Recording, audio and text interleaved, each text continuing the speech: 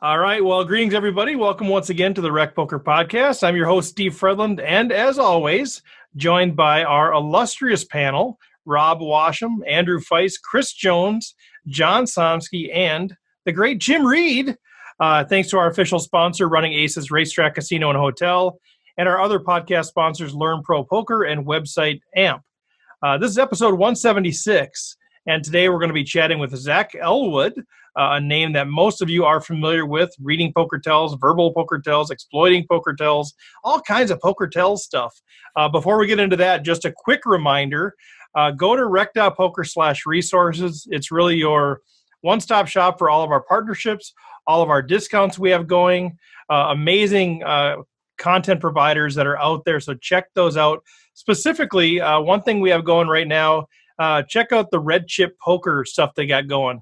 You get 1 month or 1 week free of core from Red Chip Poker. If you go to redchippoker/recpoker, use the code RecPoker, and you get some free stuff out there. So check that out. Go to the resources page to get all the information. So with all of that introduction, welcome in Zach Elwood. Hey, thanks, Steve. Thanks for having me. Now, it's been a while since we've had you on. I look back, we had you on episode 32, back when this was just a boy in a dream.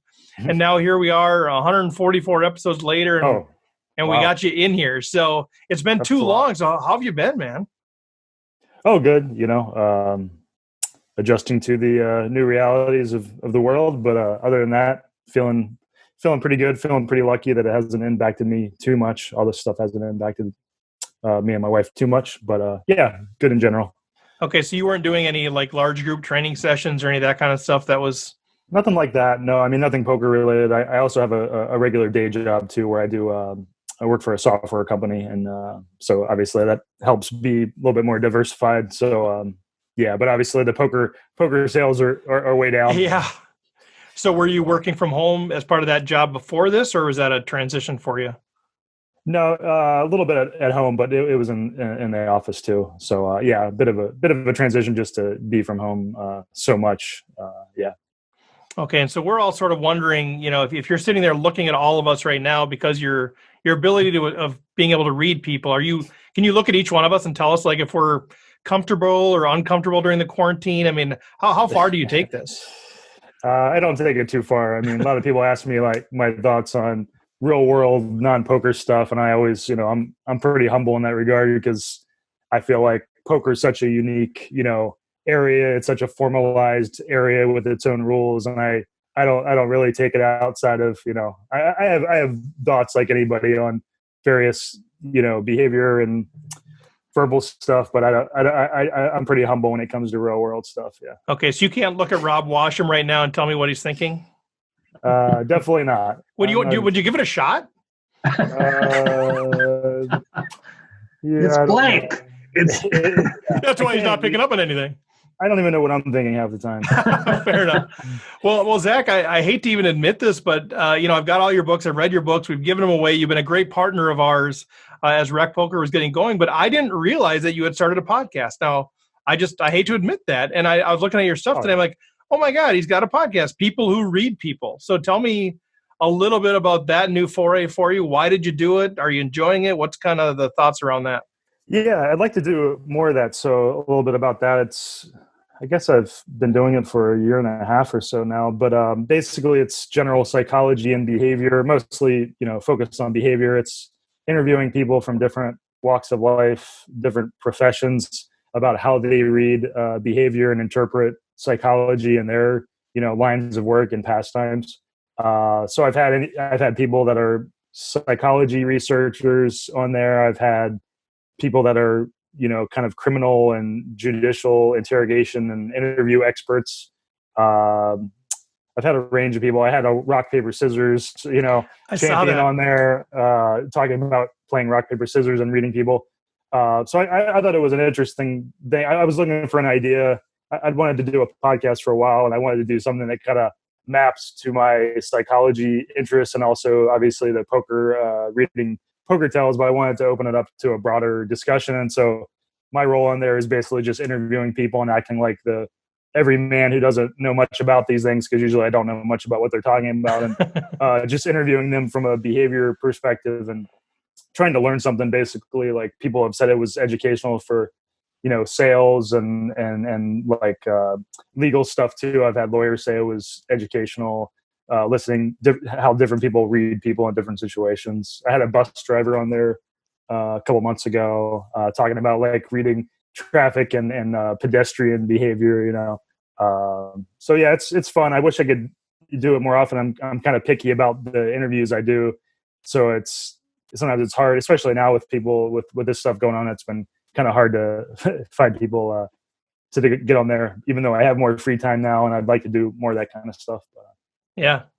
Jim, did you have something? Yeah, I've loved that. Oh, thanks. I think Jim, your audio's freezing up there, Jim. Analysis to look at yeah. Sorry? Do you want to mute your video maybe? Your audio is kind of freezing up there. Thanks. So hopefully this is a little better, because the not marriage counselor but couples analysis and seeing the behavior that successful and failing couples exhibited. That one I really, really enjoyed. And I also got a kick out of the rock, paper, scissors one as well. Yeah, the couples relationship one was actually my favorite.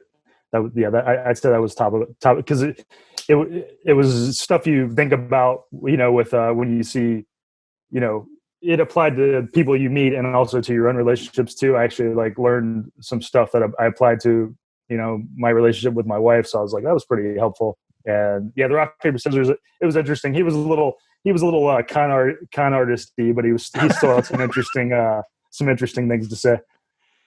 So as you're doing them, do you find that you actually are generally in every episode learning something, or do you feel like, this is, people are saying stuff that I know, but they're packaging it in a way that relates, so people can connect with, or you actually feel like, I'm learning stuff as we go? Yeah, for sure. I think I definitely learned something every one because, like I said, like poker, even though I feel pretty proficient at poker tells world, it's every endeavor is so unique, and while there might be a few common things, it's like I've definitely learned a lot from the interviews. That's the main reason I enjoy it. It's like I feel like I'm just learning stuff every time I do it, and like even the research for setting up the interview, I feel like I learned stuff there too. Yeah. Are there any like common theme, like breakthrough moments, like where they're really got aha moments? So it sounds like you're learning a little bit here on each episode, but have there been any like themes that you pulled out of it that you're like either changing how changing a paradigm or challenging a paradigm or any of that kind of stuff? It's hard to say. I mean, it's a good question. Nothing's been like that paradigm shifting for me, but it's more like just learning the details of how someone applies something in a specific endeavor. I mean, it's a lot of it's like once you hear it, you're like, oh, that makes complete sense. But things you wouldn't have thought, be like to apply that kind of logic to a very specific situation. I love that. I know Chris had something he wanted to jump in here with too. Yeah. I was. I think we're all kind of stuck at home these days, so I've been watching some poker. And I noticed there was this spot I wanted to talk to you about or ask you about, which I think has happened to me a lot when I play as well. And I'm trying to figure out, what it kind of means. So this is really a specific thing. It's kind of when people in more tense spots or tricky spots use sort of friendly banter and friendly humor in a spot where it doesn't really make much sense. And I can actually explain the situation to you if that would be helpful. Sure. But I'm wondering if you just in general what you think of when people are using sort of humor and banter at the poker table. What they're trying to achieve with that. Yeah, I think it's as a broad question. I'd say we want to break it down into like better behavior, like somebody doing that as someone who's made a big bet, and then versus somebody who's waiting to act, like somebody who's kind of in the non-aggressor situation. And I think they basically have like the opposite meaning for both of those. Like for example, somebody making a big bet who's willing to do things like the speech, the stereotypical speech or jest and things like that. That's going to tend to be strength, in the way a lot of people understand it. Just being relaxed, being willing to talk. But then if you take that same kind of behavior from somebody who's a non-aggressor, or even somebody from somebody who's not making a big bet, but who's making a small bet early in the hand. I think those kind of situations are very different, and I tend to actually think those are the opposite, meaning like somebody's weak just because, for example, somebody early in a hand, even if they're betting a strong hand, they won't want to talk and draw attention to themselves. They're usually more like cagey and don't want to scare people away. And then you have the non-aggressor on the river, for example, who, usually any talking from a non-aggressor is going to make weakness more likely, just because somebody who's laying a trap and checking or calling with a strong hand tends to not draw attention to themselves too. So I think it's important to like think about the category of situation it's in. But it's interesting too when you talk about somebody who's like trying hard to seem relaxed. I think there's definitely room even for somebody making a big bet. If you think it's unusual for them to want to portray relaxation, sometimes that can clue you in that make you think that a bluff is more likely, because would this person really be trying to say X and try to seem so relaxed if they actually had a strong hand? Because usually people with strong hands might tend to do more like kind of nervous behaviors, or so there's room. I think there's still room, even if we can generally say somebody speaking a lot when they're betting, making a big bet, even if that tends to skew towards strength. I think there's still room for being like, hey, would he really say this if he was relaxed here? Would he really want to try to seem so relaxed? And I guess the specific spot I'm kind of thinking of is usually a river spot. Usually somebody has made a big bet, and it's the person reacting to that big bet, sort of talking to the player. And maybe I've been in that position where I've made a big bet, and they're talking to me like, "Oh, hey, well, it's this very friendly banter, and they're trying to get some level of information out of me to sort of understand my comfort level, and what's your advice for somebody who's sitting in that situation, whether we're bluffing or we've got value, for how we react to those sort of like bantery type, trying to induce something from you. I mean, I think as long as obviously if you're balanced and never give anything in those spots, nobody can get anything from you. But I think most people want to kind of do a give and take and try to not be completely clammed up in that spot. So I think it just depends on how willing you are to give people something in that spot, because obviously the completely safe play is just to not give anybody anything ever. But if you are willing, I feel like there are things you can say as long as you are aware of like the major ways you can give information away. Like, for example, if one common pattern for someone making a big bet when they have a strong hand is to, downplay their hand strength, right? Just by being comfortable enough to downplay their hand strength is an indication that they're pretty relaxed. So that's one example. But if you knew the various ways you might give away your hand strength, then you could be more careful and just either say things neutrally, or if you felt like you could manipulate that person, maybe, twist a common meaning and try to, manipulate them. But I'd say, like, if you're not comfortable doing those things, the safe bet is always just to not give anything away.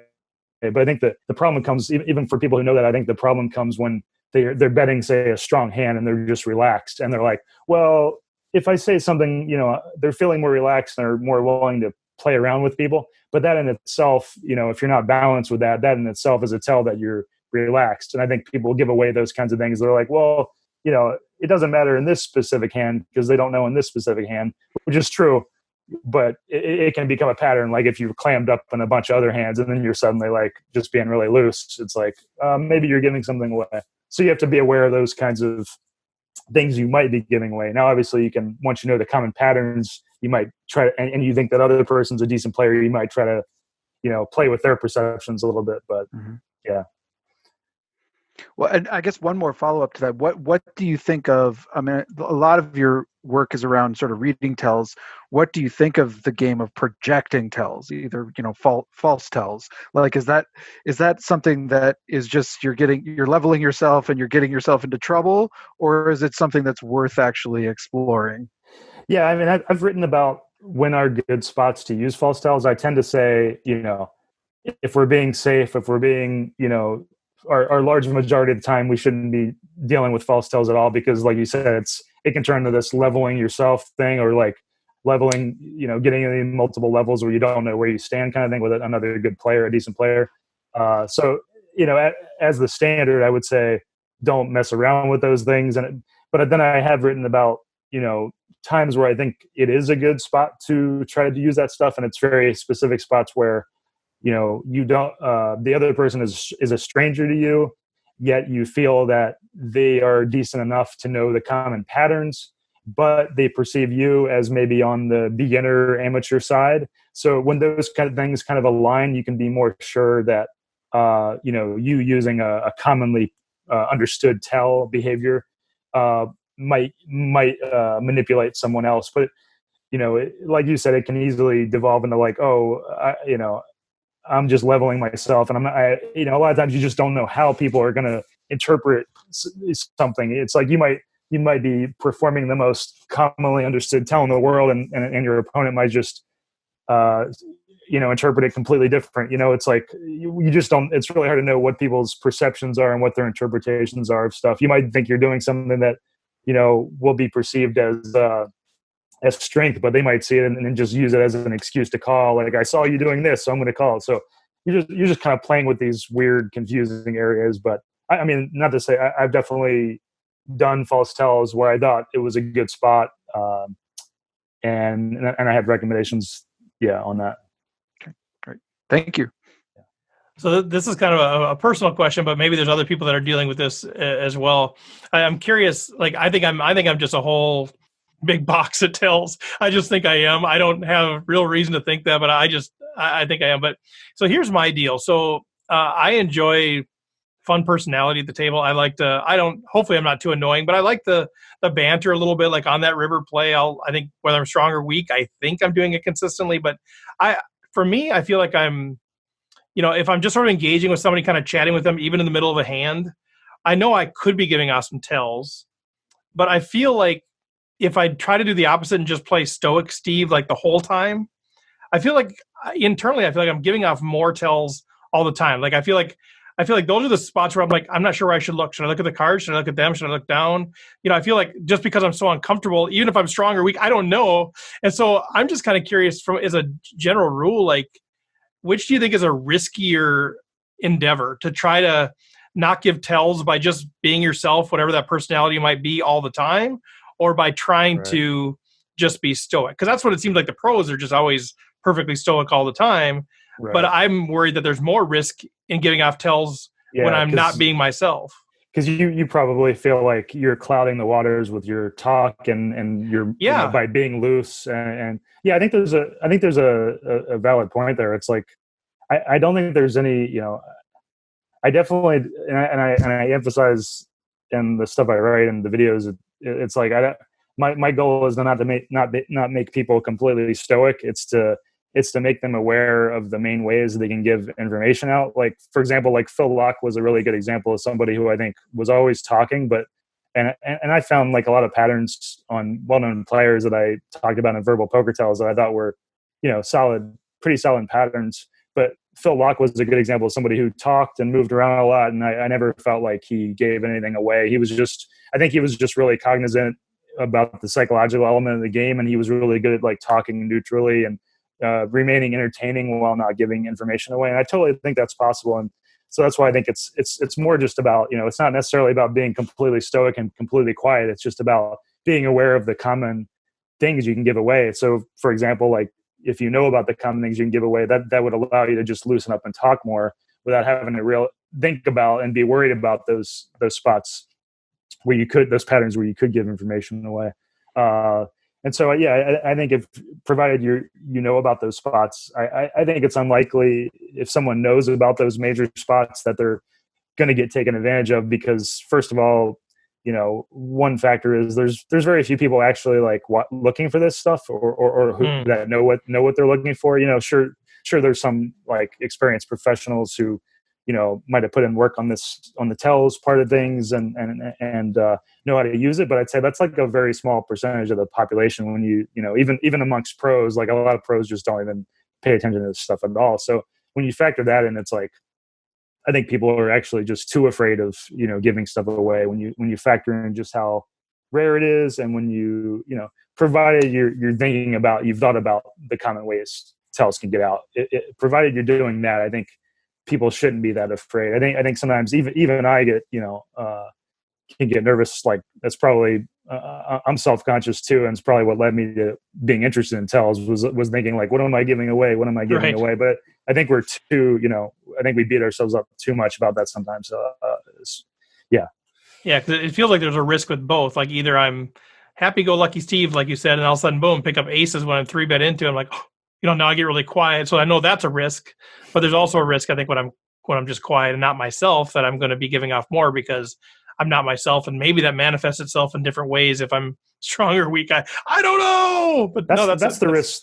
That's the risk too. It's like, when you said you get aces and you're suddenly quiet, because if you are being chatty and being loose, then it's something you have to like consistently keep up too. It's like that's the other risk of not being stoic, I guess. It's like you have to be aware, like, well, if you are loose and chatty, then you gotta be a bit balanced with that, or at least know how people perceive you. When you're not chatty, it's like I think that's another thing people do too. I've seen that in some old footage, like the high stakes poker footage, where I think it's a common pattern for somebody like Sam Farhall to be chatty, and then all of a sudden they'll get a big hand and go completely quiet.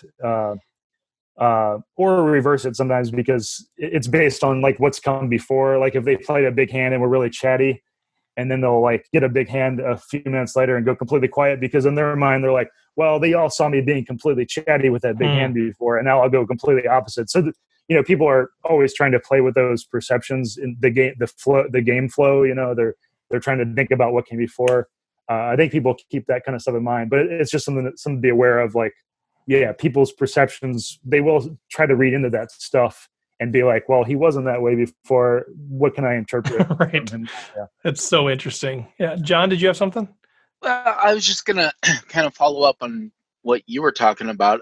I think a lot of where tells come from is people's anxiety or insecurities manifesting themselves as they're playing. They have nervous energy or whatever it is, and that is what provokes the tell, or they're trying to mask how they feel. So my hypothesis is that as people become more comfortable with the game, they tend to give off fewer tells, partially because their level of anxiety is lower. They aren't as attached to the outcome of any given hand because they've played so many hands and they've been beat so many different ways. Would you agree with that? Yeah, I think so. I think there's different types of tells. It's like you're talking about one specific one, which is a big one. It's just general anxiety and which can manifest as like being more still, being more frozen up. Then you've got the people that are just more willing to, even if they might be quite comfortable, like they played a lot of poker, they're just more willing to have they just get looser when they are betting a strong hand. Like so they might have more hand movements or more small micro movements when they're betting a strong hand, and that's not necessarily because they're I don't think it's because they're just more anxious when they're bluffing. I think it's more just like it's the opposite side of them just being more relaxed when they're value betting. And then I think there are another class of tells which are just related to focus and non-focus. So for example, somebody who's got a strong hand pre-flop, like say they have aces or set on the flop or something, there's a tendency to not draw attention to themselves and to be kind of cagey, and that could kind of manifest as more still kind of behaviors and quiet behaviors, versus like somebody who's 3-betting with a weak hand and kind of know they don't have much law. They know they might just give it up easily on the flop or something, and so they're not as mentally focused.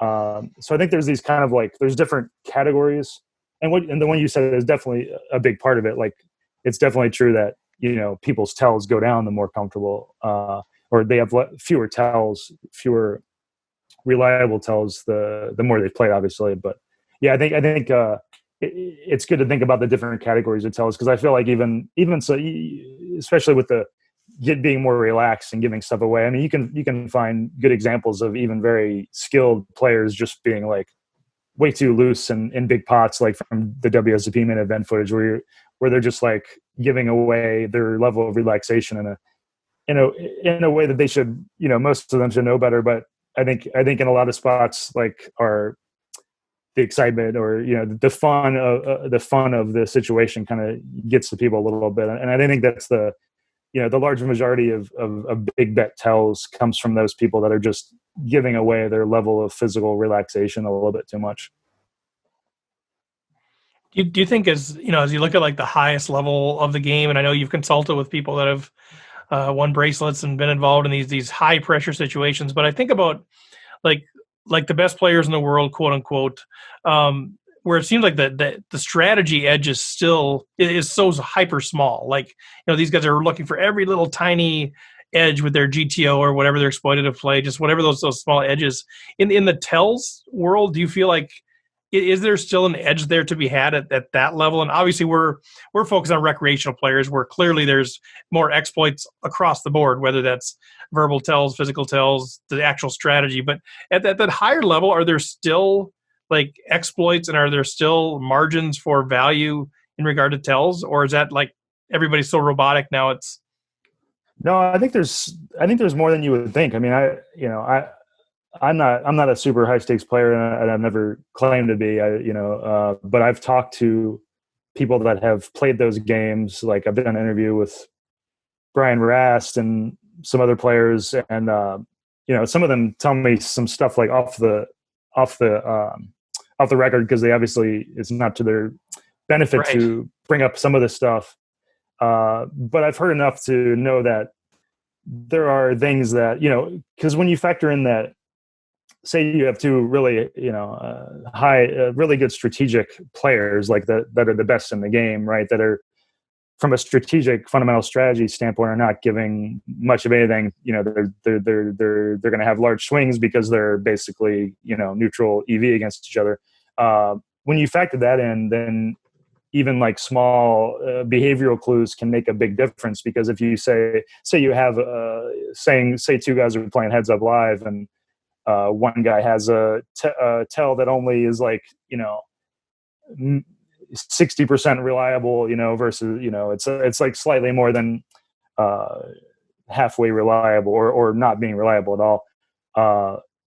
Just that one tell, when you add in that they're playing hundreds of hands or whatever, lots of hands, just that little clue of going one way or another, like thinking like, oh, he's taken what I think is a longer period of time to bet than usual on the river, and I think that's going to be strong for him. Or he started his cards a couple seconds pre-flop, and I think that rules out a lot of the stronger hands. Like those kind of little clues, even if they're only a little bit reliable, they add up over time. So I think when you factor in those kinds of things, and when you even for multiplayer situations like catch games of various sorts, or the final table of a tournament, a lot of these guys have played with each other a lot. I mean, it wouldn't be that big a deal if they were like strangers, and then it would be hard for them to reach good conclusions. But if you've played with people, the same players a lot, and even over the course of a few hours a day, you're sitting playing a cash game and Bobby's Room or something, like you're going to pick up things that you think are true for somebody. And I think obviously the more skilled the players are, the less true that is. Like it's going to become harder and harder to get those things, provided the other person is very skilled. But there's people are still looking for those things, and they have found those things, and especially if you factoring in that some of the really good players haven't played that much live too, so that's a factor too. So if you know that about an opponent, you're probably more likely to really study them and look for something. But yeah.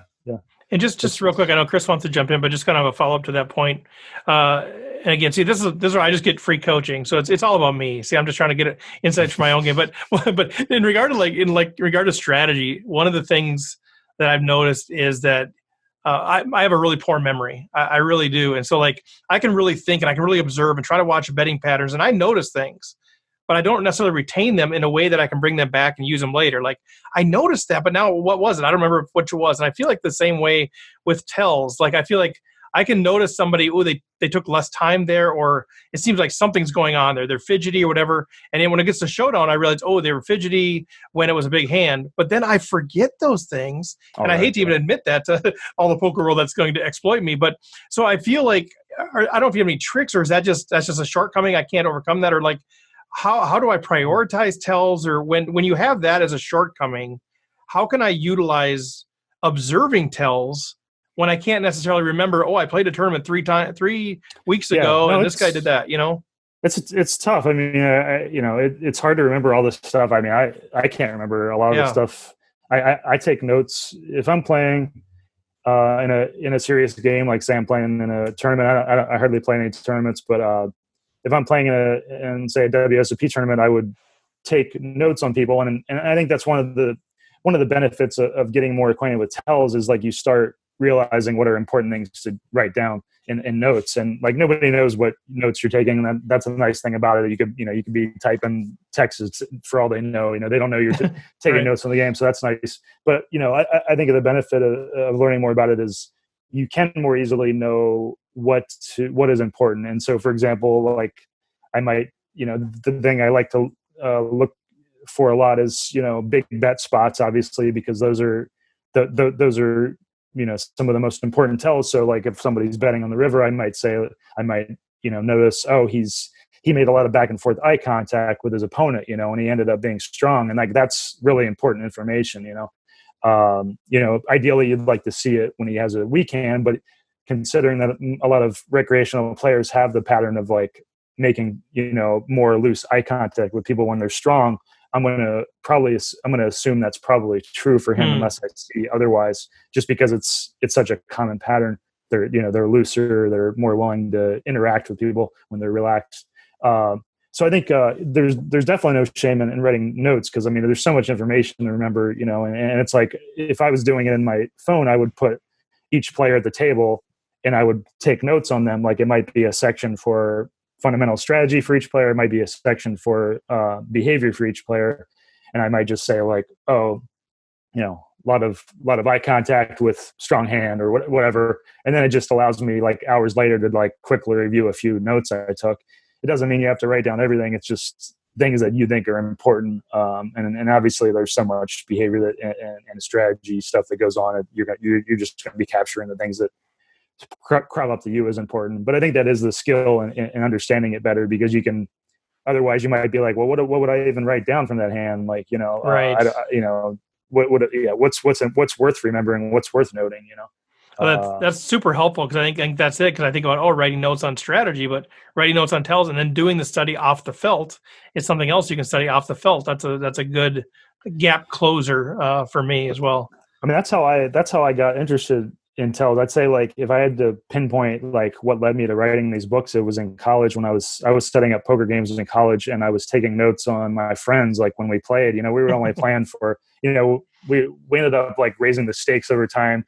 But it was like, I think at the peak we were playing for like, people were buying for like $100 over the course of the night in a cash game, and which was pretty good stakes for college. And yeah, I had this notebook where I was taking notes on everybody's tells, and I mean that I'd say that alone was responsible for me years later, deciding to write the books. When I got more serious about it and played for a living and stuff, I was like that kind of background. But it was. Especially if you have a home game, I mean, that's a good way in, because you know the people you're playing with them a lot, and it's also not, it's such a relaxed environment that it's you should just think of it as like a training ground for paying more attention to people, Yeah. Well, especially when I know that this whole crew is paying attention to me, and they all know my tells, and I don't know any of theirs. Speaking of which, Rob, what you got anything, Rob? You're muted right now, Rob. You soundskied it. You soundskied it, Rob. There we go. Yeah. I'm going to take you off the hook a little bit, Steve, because you talk a lot outside of playing in the hand. But then Yes, I do. You kind of just focus on that hand, and you're not actually giving away as much as you think. Oh, good. No matter if it's a good hand or a bad hand, I don't know that anybody can tell. But once the hand's over, you're not committed to the hand, then you start doing your Steve thing, which is talking a lot. Thanks. So I'm taking you off the hook there a little bit. All right, thank you. No, that's helpful. No problem. Now, in this day of social distancing, everybody's playing a lot more online poker. Obviously, there's no verbal tells, there's no facial tells. You can't tell what they're doing with their hands. You can't see if they're looking down at their chips when they see the flop. Is there anything? Basically the only thing you really have is timing tells, right? Mm-hmm. Or potentially bet sizing tells. That would be probably the only thing you have in online poker. I don't know if anybody's discussed that with you or not, or if you've ever thought of that or not. I was just curious what your thoughts are. Yeah, definitely, pretty much bet timing, and I'll go into more on that. I think for the sake of defining tells, I don't consider bet timing as like behavioral tells. So I've never really written about it. I think it's definitely like an important area, but I kind of class it under the basic strategy, kind of exploitative strategy stuff. But as far as the bet timing, there's really the main things online are for bet timing are the immediate actions, and the reason being like the delayed actions, stuff that takes a while, could be taking a while for any reason, like they're using the bathroom or whatever, peeing in their bottle or whatever. But the immediate actions are meaningful because obviously they're not faking those. They are actually, they're definitely happening immediately, unlike the delayed ones, which could be due to various reasons. And so when it comes to the immediate actions, you've got the immediate calls, which are going to tend to equal, medium strength hand strengths, because someone's not going to, usually with strong hands, they're going to think about calling, like whether they should raise or what they should do. So it's pretty rare somebody like snap calls like on the flop, for example, with a strong hand. It can also be good for weeding down, narrowing down people's ranges pre-flop too, because a common pattern is like somebody raising, getting 3-bet, and then them snap calling, which will tend for your recreational players to equal like around like jacks or even queens or something, because with most of the other hand strengths, they're going to think about what to do. They're going to think about re-raising, and they're going to think about folding or whatever. That's a pretty common pattern. So you've got the snap bets or snap calls, and those are also interesting too, because they can also help you rule out for certain kinds of players, like more aggressive players. A snap call on the flop can help you rule out like a flush draw, like a strong flush draw, for example. Like if somebody's snap called a bet on the flop and the flop has 2 hearts, and they snap call, it's pretty unlikely that they have like an ace high flush draw or a high flush draw in general, because if they're aggressive at all, if they're decent at all, they're usually going to at least think about raising that spot, even if they don't end up raising. So there's a lot of board texture stuff that can be a factor there. Let's see. So other than that, I'd say and then bet timing for actual bets being made those are much harder to read into. But I'd say like for big bets, the main thing we can say about big bets when they happen quickly is that it's a pretty polarizing spot, right? It's like it's unlikely they're going to bet quickly with like their medium strength hand range, where they would have to think about whether they want to value bet or not. So it's very polarizing to very weak and obvious bluff, or very strong and obvious value bet. And I'd say for that it can be very player specific and can vary a good amount. But I'd say like the one tip there would be someone who has shown capability of bluffing a good amount and being on the more amateur side.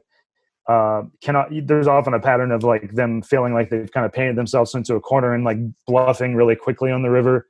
And so it tends to skew towards bluffs. And it's also because players with strong hands like to at least give a little bit of display of uncertainty. And that usually is them waiting a little bit to bet a strong hand. So for those reasons, the quick bets, on the river for later in the hand on the river or whatever, tend to skew towards bluffs, even if it's like a slight skew, because then there are the players that will never be bluffing at all, and they're just going to, be betting their strong hands almost always quickly like that. So, yeah, I'd say that pretty much sums up a lot of the bet timing stuff. That seems very consistent with what I've seen. Like I say, we've been playing a lot more online poker lately, so we're seeing a lot more of these types of activities or actions that people take. So I definitely see what you're saying. And one thing I've noticed, if somebody uses almost all of their time and then put out a bet, they're generally pretty strong. Yeah, that's another one. When you think someone has taken an extraordinary and usually a long time to bet, that is a good sign that they're value betting there too, because bluffers bluffers want to act in normal time frames, and that usually is like whatever the average time frame is for a bet. So it is a good tip. Even for online, which it's going to skew towards strong hands for sure. Even taking into account that they might have be doing something else or multi-tabling or something, it is still a good tell. Yeah. Yep. Interesting. Well, Chris, do you have a final question for Zach before we wrap up? Well, I was just curious about, so like in terms of like our evaluation and taking notes on things, and what do we do with behaviors that we observe where we don't get confirmation? Like, so we start to see people do certain kinds of things in certain kinds of ways and certain kind of butting hand, but it never goes to showdown. So we see somebody, well, they're shuffling their chips a different way and maybe they're getting aggressive here, but I'm not sure what that is. Do we need confirmation in order to be able to do anything with that behavioral sort of stuff, or is there stuff we can actually use that with until we get that confirmation? Yeah, it's a great question. Obviously, like, knowing the hands are ideal, but yeah, like you said, there's plenty of spots where you might go, hours without seeing somebody's hand or something, a specific person's hand. I think there are things that you can take into account, like, for example, the likelihood of someone, knowing that most big bets are value bets, and knowing that most hands in general are, before the river, knowing that most hands in general are towards the medium strength or weak side, knowing those kind of statistical things, I think can help, because so for example, one example would be from the World Series of Poker main event from 2011, where I was watching the final table, the heads up portion of that, the main event, and I was watching, they didn't have the whole cards until after the hand was shown, and I was watching Pius Hines, and he had this standard thing of, always staring at his opponent. He was trying to do this consistent thing of always staring at his opponent. And then, like, so he was aggressive, raising a lot pre-flop, and then one hand I noticed he didn't raise, or he didn't look at his opponent. He was looking down a lot, and I was like, oh, okay. Well, if we know that most hands are pre-flop, especially, are on the weaker medium strength range, and now he's acting differently, I was like, oh, I think this is a good sign. He's got aces or kings, and then sure enough, he was doing the same thing on the flop too, looking down, and sure enough, he had pocket aces, and that was a good example of that's a good example in a nutshell of, like, picking up a clue of someone acting in a standard way, and then being like, well, if we know that it's less likely that he has a strong hand, then his change is probably equated to him getting a strong hand. And another example of that is, like, being in a tournament, and watching the players behind you, and you see a player behind you, like, pretty loose, physically loose in most hands, and they're just doing the normal thing, and then all of a sudden you look to your left and they look at their cards and they're just, like, completely stoic, right? And it's like, oh, they've probably picked up a big hand. And there's clues like that, but I think, and then for applying that to like river big bet situations, remembering that it's actually reversed there because most people are betting with strong hands when they make a big bet. The bluffs are less common. So, for example, that would mean, if I saw, your average player who I deem to be an average recreational player making a big bet on the river, and I would be operating under the assumption that the behaviors I see were with a strong hand, unless I had information to the contrary. So even though I watched that player, like say I watched them, play two hands where they made big bets on the turn of the river or whatever, and I thought that their behavior seemed pretty loose physically, and I was like, I'm just going to operate under the assumption that that's probably strong hand behavior. I wouldn't necessarily act on it, but I'm going to keep it in mind as a theory, as a hypothesis until I see that disproven, right? So it kind of just helps me keep it in mind, and then I can maybe confirm it later in a way when I see them bluffing and they're much different, acting in a different way.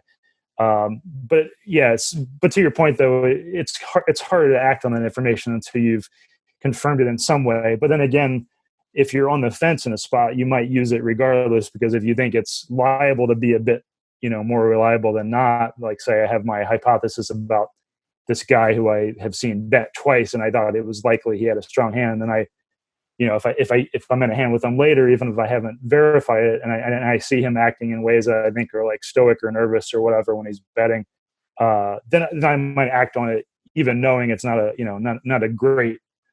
There's not a lot of data behind it, but it's also like better than no data if I feel like I'm kind of on the fence, in that spot anyway. And I think a lot of these tells behavioral kind of stuff is most valuable when you are on the fence. It's like, because I think we're on the fence a lot when we're playing decent players. And that's what a lot of skilled players have told me too. They're like the main benefit of these things is when you're feeling in those spots where, as happens to us a lot, we feel like this could go either way. Yeah. So I think the key takeaway for me from this whole conversation is if we ever have the opportunity to be in the same place at the same time, I want to take you to lunch and just have you tell me what you see. Just tell me what you notice, just to be inside your brain and kind of. I know it's outside poker, but it's got to be this continual. Yeah, I picture this like a continual self-entertainment thing, like what you're noticing about people's behavior. I mean, I've always I've always liked reading. If I had to, speaking of the real world stuff, it led to that too, because my dad actually indexed psychology books. He was like a back of the book indexer for various academic books, and like he wasn't into psychology himself, but he had all these books laying around. So I used to read them when I was a kid. I think that's one of the reasons I got into this stuff. It was just like I was reading these like obscure, books about psychology, and he had some Freud books too about like the pathopsychology of everyday life, where Freud like breaks down like everyday things and says like, here's the hidden meaning in them, like that kind of stuff. I've always been interested in that stuff, and I think that was a big factor in me getting into poker tells too. I was going to say, you might be interested. I don't know if you guys play. When you play, have you been playing like through Zoom and on like, are you using an online app to play poker and then watching each other on Zoom too? We've been doing some interesting things with that, but not talking while we play to each other on Zoom. Yeah, I thought that'd be interesting because I know people are doing that, and I was kind of. I thought it'd be a fun thing to do during the quarantine stuff is videotape that and see if you could, see what you could find on that, because it's such a unique, thing that people don't usually do. So yeah, we're playing with some different tools to do some cool things, but we haven't yet. At least I haven't done that. Playing live and then just adding the live in person component. Yeah, we tried to do that recently. We couldn't get it working. I tried to do that with some friends, like use an app. I think we were trying to use a few and couldn't get them working, and then also like watch each other on Zoom too. But yeah, that would be fun. Yeah. Well, Zach, I think obviously I could talk to you for about 6 hours, and then each of these guys could probably do another hour and a half. But unfortunately, we don't have an entire weekend seminar, so we're gonna start to wrap it up here. But I do want to give you an opportunity to talk a little bit about where people can find you, where they can connect with you. I mean. I know, reading poker tells, verbal poker tells, exploiting poker tells. Now we have the podcast. People who read People who read people, is that what it is? But how do people connect with you if they want to hear more?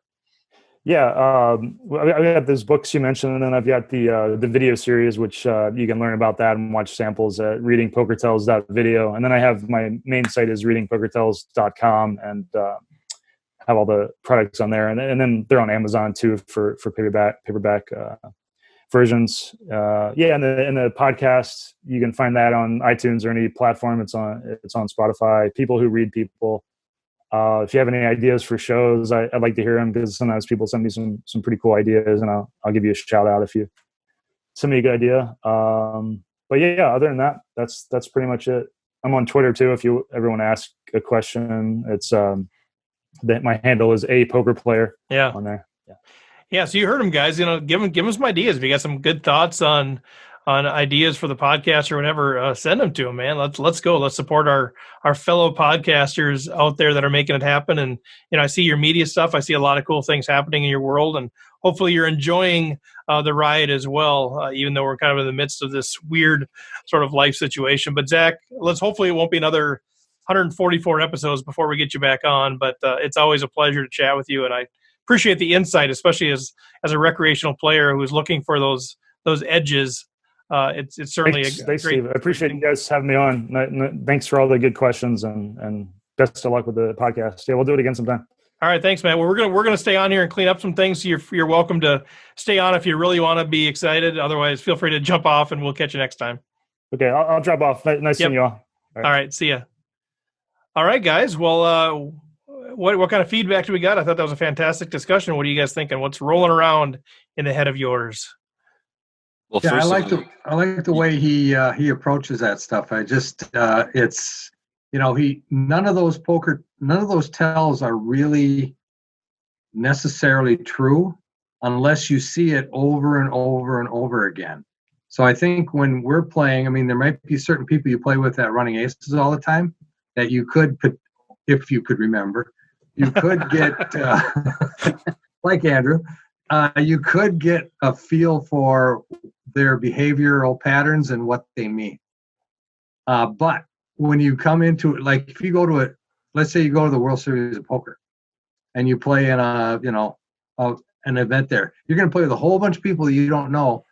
So you're not going to be able to necessarily pick up on specific tells, but there's generalizations of behaviors like that feeling comfortable, like that feeling nervous, that can give you a tip that might, like he said, you could be on that edge of either yes or no, and that one little thing is going to make the difference to whether you call or fold or raise, right?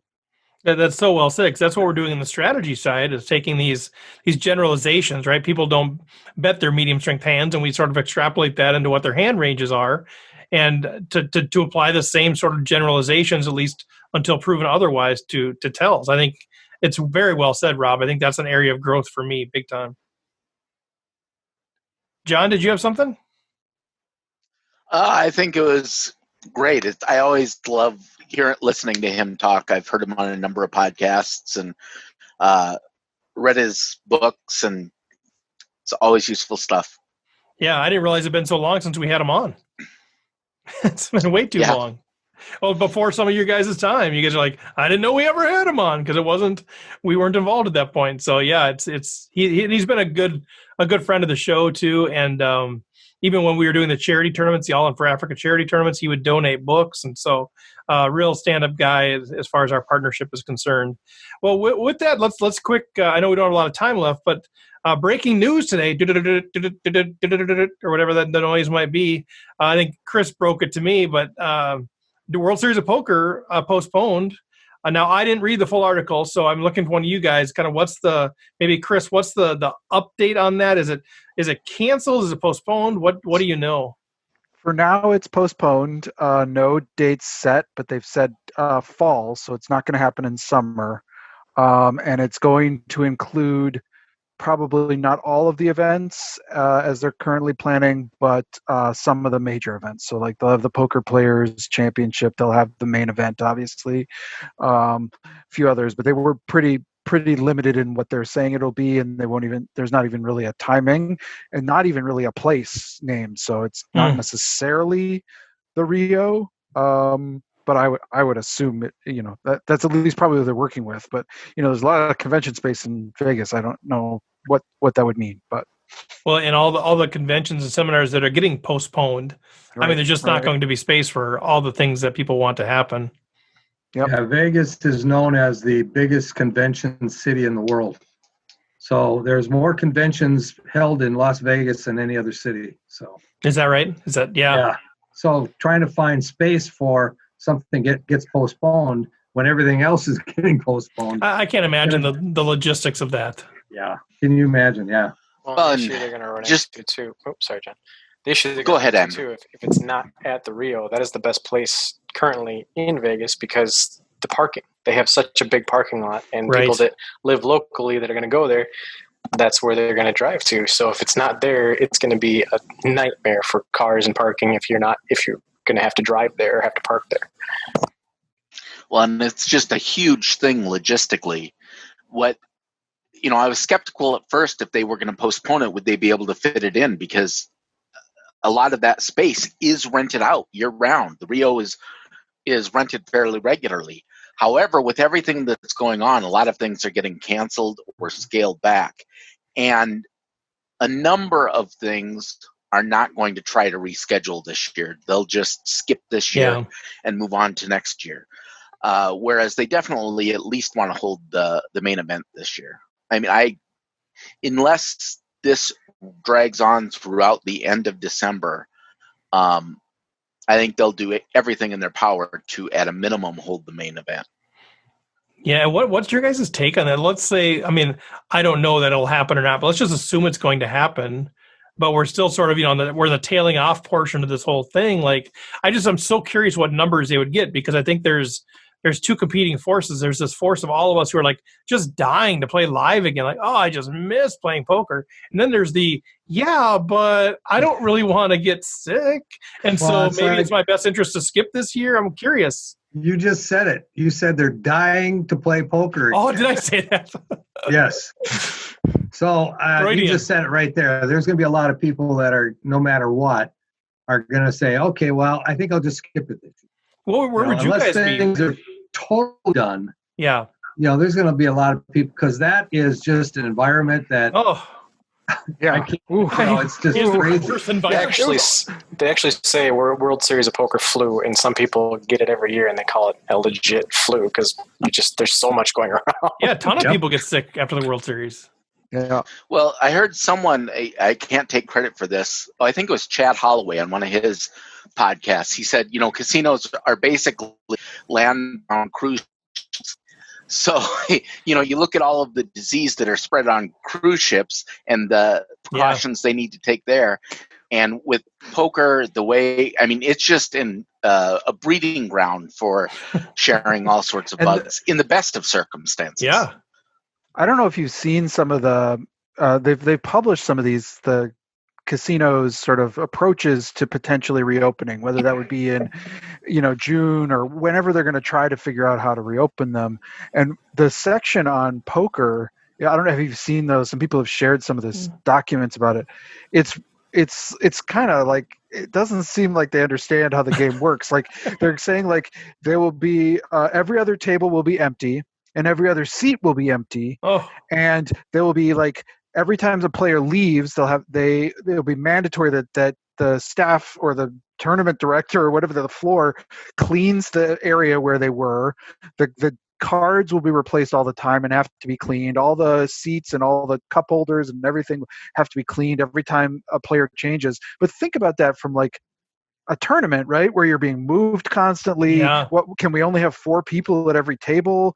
It just, the way that they're talking about this doesn't really make sense with the way we've typically played the game of poker in a card room. Well, and if you think about it, the dealers are rotating around the tables too, so it doesn't really do you any good when there's a dealer at one table then going to the one next to you, and so now everybody you've been in contact with that dealer is now getting in contact with on the next table. It's just kind of a headache that I don't know if that's the legitimate way to do it. Well, I think what they'll have to do is, in addition to have the automatic card shuffler, they'll have to have like a washing machine right next to it. So every time a pot is awarded, the chips all get thrown into the washing machine. You give it a quick wash and dry, and then you give them out. So, I like it. Kind of like the golf ball thing at the golf at the golf course. Right? Yeah, exactly. The ball washer. Yeah, the ball wash. And the automatic shufflers would have to be card sanitizers as well. Yeah. So there you go. See, he's a man of solutions. He's like, why are we sitting here? Why just talk about it? Let's come up with solutions. we got chip washers on the table. Well, going back to go ahead. Going back to the WSOP, they have said that it seems like a few more tournaments are going to be played online, so it's going to be on their software. Well, that isn't available in a lot of places. Right. A buddy of mine actually texted me today saying, do you just want to go somewhere in Nevada and just hunker down in a hotel room and play online tournaments for the World Series? I mean, that's an option. You could just come and sanitize a hotel room wherever you are. It doesn't have to be in Vegas. Yeah. And just play online there because you can.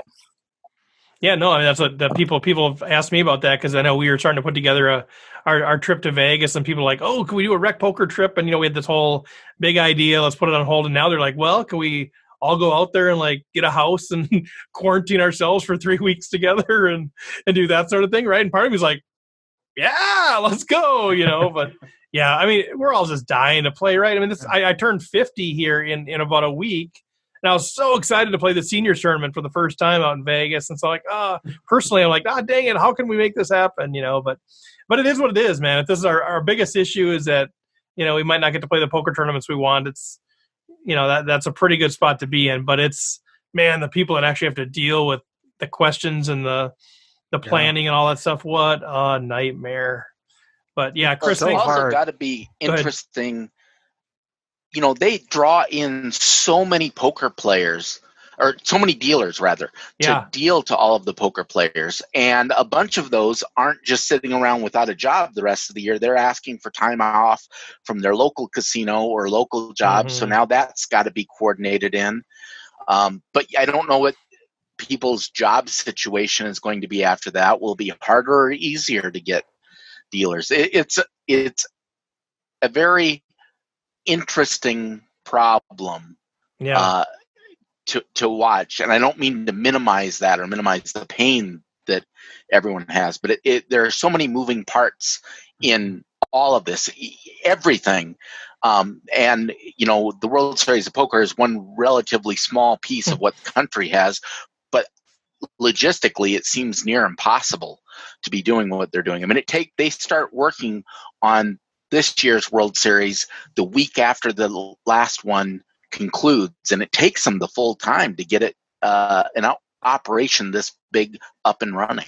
Yeah, and the money. I mean, I don't know the money, but it has to be huge, because it'd be so easy to just say, hey, let's just scrap this year and go to next year, right? I mean, that's the obvious easy thing to do, but there's just got to be so much money involved, and like you said, jobs and prestige, and I mean all of this stuff that they can't just say, no, let's just wait till next year. Right. Man. The other thing I've been thinking about this too, and I don't want to get too much into like the politics of it all, but like, I think it's very unlikely that we'll have sort of a vaccine or a treatment that's really going to be highly effective by, say, September 1st. But I think it is potentially possible that we will have more reliable, quicker acting testing at that point. Mm-hmm. So one of the questions I have about, if you want to run a large scale event like this, would you actually have to require people to be tested before they could sort of plunk down their 10K and play in the main event? And how do you, it's crazy to think about it, right? Well, because some of those players are going to say, I'm not going to play unless everybody's tested too. So it's sort of it's a requirement, but it also is going to make some people feel more comfortable to play if they know everybody's been tested. Yep.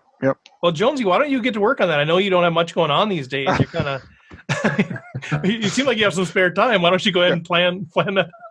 You and Southie can get together. We'll have automatic testing, and I do not envy them. As somebody who's, basically, I plan a much smaller scale events, and boy, I do not envy that process for them. You're well prepared for this then. Another thing you have to think about is they have 6,000 to 7,000 people, right, every year for the main event. And how many people are going to be traveling in from out of the country, if they even can? In some countries, they might not even be allowed to come in. Right. So, they will be lucky to get 3,000 people, just for the people that are willing to actually, risk that environment. If they got 3,000 people in the fall, even, I'd be surprised. Well, and that's part of the reason that the WSOP has had pressure put on them in the last couple of weeks, because we're about a month away from when the first tournament would have happened. So people were saying, I got a flight. Am I going to cancel it? Am I going to make a flight? Am I going to make plans? What's going to happen? So I think that's why they decided to do it before May actually hit. Mm-hmm. So. No, for sure. Well, it's good to chat about. And if you haven't heard about this yet, it just broke today, Monday, April 20th, and we're releasing this tomorrow. So if you haven't heard about this, check it out. The articles are out there and all over the place now. By tomorrow, they'll be all over the place. Everybody's perspective on what that is. But yeah, Chris, thanks for bringing it to my attention. Thanks for bringing it up here tonight. So let's move on. I know we're getting close. We're getting past time already, but let's talk a little bit about our home games, which you guys know continue to roll on. We got our regular 2 monthly tournaments, and we got something going on every night. So, Mr. Somsky, why don't you fill us in what's going on there? Yeah, of course, we have our 2 series that we have, the No Limit Hold'em series. The next event is May 6th, Wednesday at 8 p.m. Central Time. And then on May 13th, we are playing Limit Omaha 8, and there is a video available for that. You can check out the Home Games tab or look on YouTube, search for it, and you'll find a brief little introduction video. I've been calling these this one was Introduction to Limit Omaha in 10 minutes or less. Yeah. And of course, the video is 12 minutes long. Yeah, nice job, just John. shows you I do not measure time very well. So, or is it? I've never played this. Does it mean it's a really complicated game, or what? It's just I wanted to include a bunch of examples, more examples than normal, particularly for the most common. People have a lot of trouble reading their hands. They forget that you must use exactly 2 cards from their hand and 3 cards from the board in Omaha. And because it's a high-low split game, that added a little bit into it as well. And I'm trying to speak more clearly and slowly, so, all that type of stuff. And I just like to listen to myself speak. You see, I drone on and on. I never know when to shut up. And that's why we ended up. Yeah, exactly. No, point of seriousness, though, thank you for doing those. I've watched all of them before I play, and they're super helpful. So if you're not taking advantage of that, it's just out on our YouTube channel. It's absolutely free. Check it out, and then come play the tournament with us and see if possibly anybody can beat Mike Patrick. Yeah, I hope not. That. Yeah, we don't want that. Let's go, Mike Patrick. Hey, John, as you know, I'm not going to learn anything about these new games until the cards are in the air, and I've had some success in some of the earlier ones. But based on what you've just said, I give myself 0 chance on this one. Do we think that's a fair assessment? Because I'm not allowed to watch your excellent primer video, but just based on that, I think coming in as a beginner is going to be tough for this one. After about 3 orbits, I think you're going to get the hang of it. So I only normally last about 2 orbits. Yeah, so just play every hand, Jim. Figure it out. Yeah, so if you can make it to the 3rd orbit, I think you've got a chance.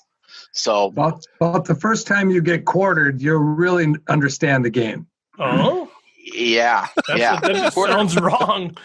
Or 5th, or yeah. There's some. All right. Okay. Yeah, it's one of the few games you can have the nuts and yet lose money on the hand. So, anyway. It's going to be fun. I'm excited. Yeah. Looks confident. So, let's talk about the social distancing series. On April 13th, Frogman Rick, who is Rick Day. Rick, Raisy Daisy. Yep. April 14th, we had Witchy Stuff, Leda Ligari.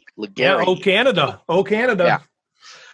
Yeah. Won that one. So hopefully, also, I want to apologize to everyone for all of the mispronunciations of the names, but just know that I'm giving you credit, and don't blame me for my bad pronunciation. Can you somehow botch the next name on the list? Yeah.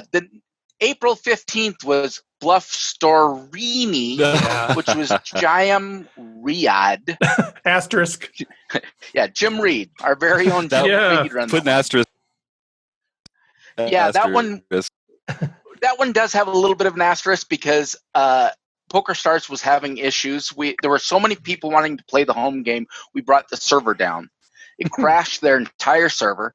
So Steve is killing me right now. I crave that pin. I must have the pin. I'm showing the bronze pin that Jim does not get.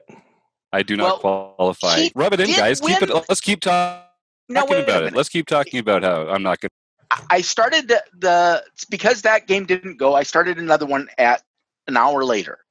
And if anyone else would have won that tournament, I would have argued that they should get pin. Yeah, for sure. But I guess since it's Jim, he doesn't. That's correct. Okay. I'm good with that. Yep. Just we're on the same page. So then I think we established last week that Steve can mute my microphone, right? Yes. Let's see. Then on April 16th and April 17th, we have a back-to-back feat where Keto Man 335, Kian Tevakoli, won 2 nights in a row. Nice job. Then on April 18th, Monkey System Keith Brandt won. And last night, April 19th, T-Land 19, Tony Brenninger. It's actually Tori. Tori. Yep. Tori. Tori, way to go, guys. I must have typed that wrong. I might have typed it wrong, too. Let's blame me. It's probably my fault, though. No. Asterisk. No, some great players out there. Some I know, some I don't know, but I've gotten to know a few of them just through the process, through the chatting of me constantly being out there saying, "Who are you out here? Who is this?" You get to know people that way too. So. How did I miss the Canadian content coming through here? Way to go! Another Maple bro repping in the RecPoker Nation. Now Lita's a gal. Oh, even better. There we go. Right? That's what we like to see. Yeah, well, thank you, John, for all the work on that. I know you put a ton of time into that. I appreciate that a ton. Good stuff. Everybody's having a blast out there. Mr. Jonesy. Yeah, just really quickly, in Memberland on Wednesday, the April 22nd, 8 p.m., we have our member Q&A coming up. And just if you're listening right as we release this, the next day. And then coming up in May, our member topic is going to be, we're going to focus on ICM, tournament stages, and MTTs. So I know this is going to be a really popular MTTs, multi-table tournament. So I know it's going to be a really popular one. I know a lot of people are interested in how do I approach different stages of the tournaments? How do I, both, figure out times to be aggressive and times to not be, and how do I change my play based on where I am in a tournament? And we're going to have a lot of conversation around that. So I'm excited for that. Huge. Andrew, anything to share from a learning partner's perspective?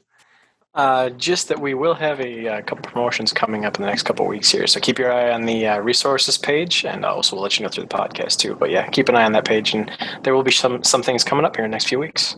Awesome. And we just recently did the Learning with Partners thing that Andrew led. If you're a member, check that out. Some great stuff. We're continuing to look at engineering that to bring as much possible great premium content to our members for free on behalf of our other partners. So great stuff, Andrew. Thanks for all your work on that stuff. So with that, unless there's anything else from the illustrious panel, I just want to encourage you guys, go to rec.poker. A lot of the stuff we talked about is out there. All of the stuff about home games, our partnerships, the membership, it's all out there, rec.poker. If you have any questions, get in touch with us. We will for sure respond right away and answer any questions that you have. But once again, thanks to Zach Elwood, fantastic guest. Time just flew by. Thanks to Andrew, John, Jim, Chris, Rob. Fantastic panel, always a great time, and we will catch you next week.